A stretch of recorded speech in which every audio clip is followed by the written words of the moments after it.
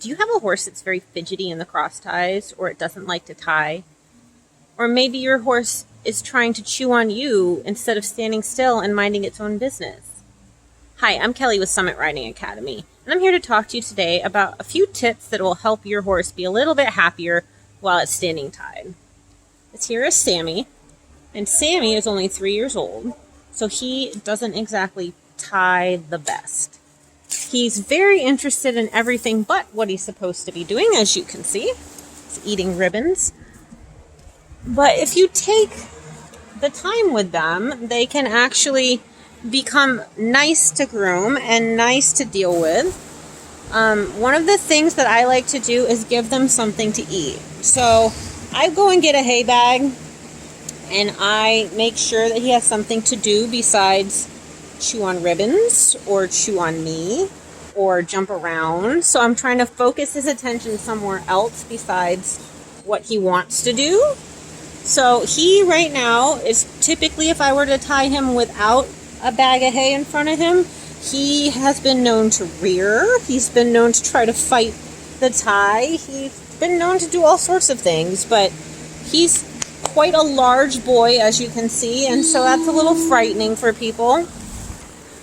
I'm kind of used to him, but he can be a little frightening when he starts to carry on. But once he gets some hay in front of him, he'll just sit here and hang out and really not worry about it. So I can groom him, pick his feed, do what I need to do. And he's not, he's in my face, but he's not trying to eat me. He also is a little bit, with a young horse, you're going to have typically they're not going to be excited about you doing things with them. So you always want to make it a good experience. So what I like to do is give him the hay. I also will get treats. When he was younger, I would go ahead and get my treats, and I would pick out his foot and I'd give him a treat. I'd pick out his foot, I'd give him a treat, because he hated his feet to be touched. So I like to use food as a reward, even though it's not always the best idea to do with some horses, but some horses respond really well to it. So I like to give them hay to keep them out of your face. And then I like to give him treats when he does something good, because he's kind of a horse that wants to kind of react off of you. So if he does something bad and he gets, yelled at or spanked or something, he takes that as attention. So I really have to focus with him and make sure that he's getting positive attention. And I have to ignore a lot of the stuff that he does that I typically would get after a horse for. That's not dangerous, it's just annoying.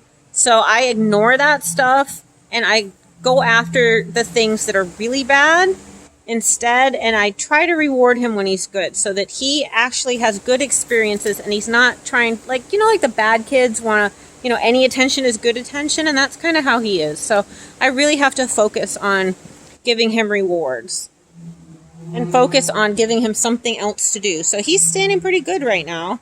And if you have a horse that's kind of flighty about being tied, this is how I tie him. This isn't actually tied, it's just kind of wrapped around a few times. So if you wrap around twice, if they pull back on this, it's actually going to give. This is actually wrapped around an extra time, and then I crossed it over. If you can see that, I crossed it over. So if you cross it over, that's going to give it more stability, but this will still release if he were to pull on it real hard. See? So you don't ever want to tie a horse that doesn't like to be tied, like a strong tie. This is actually safer. I usually use this for most horses, unless I have a horse that is going to try to undo it or something, or if I really need to put him in the cross ties, I'll put him in the cross ties.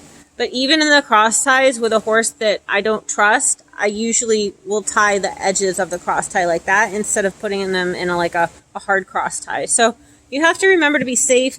If they set back, if they try to pull on that and it's not going to let go, that horse can break its neck very easily. So I use leather halters as a safety measure, because these will break, and it doesn't make me happy because they're expensive, but they break and it's cheaper than you having your horse break its neck. So couple tips for you. If I can be of any help, if you want to learn more, I am more than happy. I have a horsemanship course. I have some goal coaching, training classes, and rider coaching. So go ahead and look me up on summitridingacademy.com, and I will talk to you soon.